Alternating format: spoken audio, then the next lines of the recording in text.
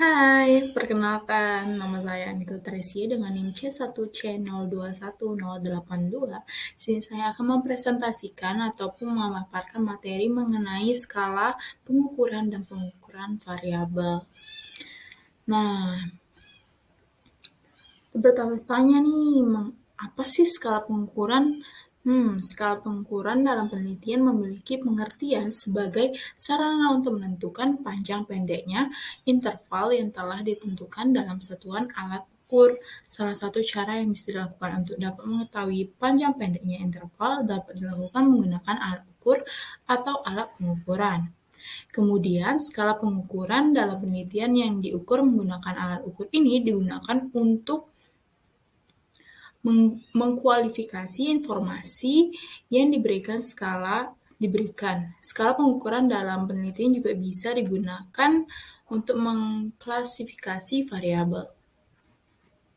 Nah, selanjutnya kita ada jenis-jenis skala. Di sini ada 4 jenis skala. Yang pertama itu adalah skala nominal, ialah skala pengukuran ini bentuknya paling sederhana. Skala nominal cocok digunakan untuk penelitian yang mencari pengkategorian saja. Ciri-ciri dari skala nominal ini ialah tidak dijumlah bilangan pecahan, tidak memiliki ranking, tidak memiliki nol mutlak, angka hanya sebagai label saja, tidak memiliki ukuran yang baru, menggunakan statistik non-parametrik. Selanjutnya ada jenis skala ordinal. Skala pengukuran yang menunjukkan jarak interval antara tingkatan tidak harus sama. Skala ordinal pengkategorisasian disusun berdasarkan urutan terendah ke tingkat yang lebih tinggi. Ciri-ciri dari skala ordinal ini ialah data saling memisah, data bersifat logis dan mengikuti aturan, kategori data ditentukan oleh skala yang didasarkan pada jumlah karakteristik yang dimiliki. Nah, yang ketiga jenisnya itu ada skala interval. Skala pengukuran yang sering digunakan untuk mengatakan peringkat untuk antar tingkatan. Pada skala interval tidak memiliki nol. Nilai nol yang dimaksud hanya menggambarkan satu titik dalam skala saja. Ciri-ciri dari skala interval ini ialah pertama, data bersifat saling memisah, lalu data bersifat logis, dan data ditentukan skala berdasarkan jumlah karakteristik khusus yang dimiliki. Selanjutnya, angka 0 hanya menggambarkan titik dalam skala, tetapi sebenarnya tidak memiliki nilai 0 absolut. Selanjutnya ada jenis skala rasio. Nah, skala rasio itu ialah skala pengukuran data dalam penelitian yang lebih sering digunakan untuk membedakan, mengurutkan, dan membandingkan data. Skala rasio adalah skala paling tinggi dari ketiga jenis skala yang sebelumnya saya katakan. Nah, ciri-ciri dari skala rasio ini ialah data bersifat saling memisah, data bersifat logis dan mengikuti aturan, dan kategori data ditentukan skala berdasarkan karakteristik khusus. Nah, jadi apa sih tujuan dari skala penelitian itu? Jadi di sini saya mau ada dua tujuan dari skala penelitian. Yang pertama, mampu menafsirkan variabel penelitian. Ialah mengetahui skala pengukuran yang tepat menjadi hal yang penting karena akan membantu kita memutuskan bagaimana menafsirkan data dari suatu variabel penelitian. Adapun variabel penelitian yaitu besaran yang nilainya berubah di seluruh populasi dan dapat diukur. Misalnya, sampel individu yang dipekerjakan, variabel untuk kumpulan populasi tersebut dapat berupa industri, lokasi, jenis kelamin, usia, keterampilan, jenis pekerjaan, dan lain-lain.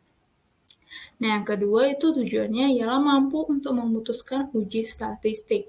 Dan mengetahui tingkat pengukuran juga akan membantu untuk memutuskan analisis statistik apa yang sesuai dengan nilai yang ditetapkan. Nah, oleh karena itulah skala pengukuran suatu variabel seperti contoh yang telah disebutkan tersebut menentukan jenis uji statistik yang akan digunakan. Nah, selanjutnya itu adalah, jadi bagaimana sih karakteristik penelitian yang baik dan benar itu? Di sini ada 3 kategori penelitiannya.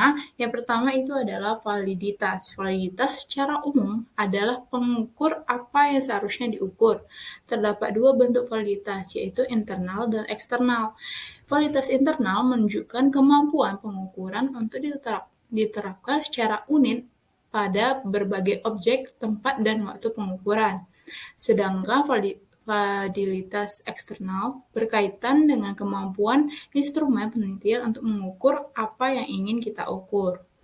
Nah, kedua itu karakteristiknya adalah reliabilitas. Reliabilitas menunjukkan konsistensi pengukuran yang dilakukan yang meliputi stabilitas atau stability, ekivalen atau equivalence, dan konsistensi internal atau internal konsistensi.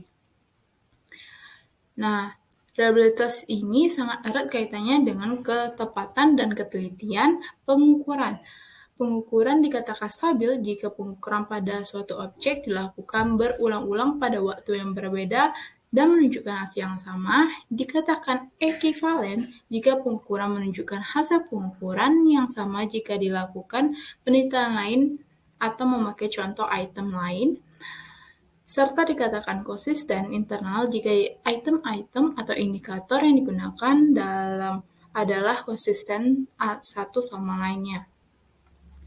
Nah, karakteristik yang terakhir, yang ketiga itu adalah karakteristik kepraktisan.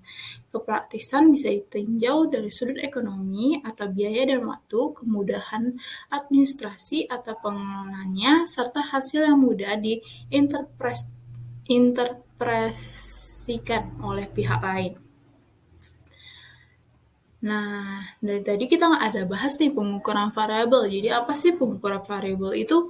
Variabel penelitian adalah suatu atribut atau sifat atau nilai dari orang, objek, atau kegiatan yang mempunyai variasi tertentu yang ditetapkan oleh peneliti untuk dipelajari dan kemudian ditarik kesimpulannya. Objek yang dapat diukur secara fisik dengan sejumlah instrumen standar bukan merupakan masalah pengukuran. Tetapi ketika memasuki dunia perasaan, sikap, dan persepsi subjek manusia, pengukuran faktor atau variabel tersebut menjadi sulit.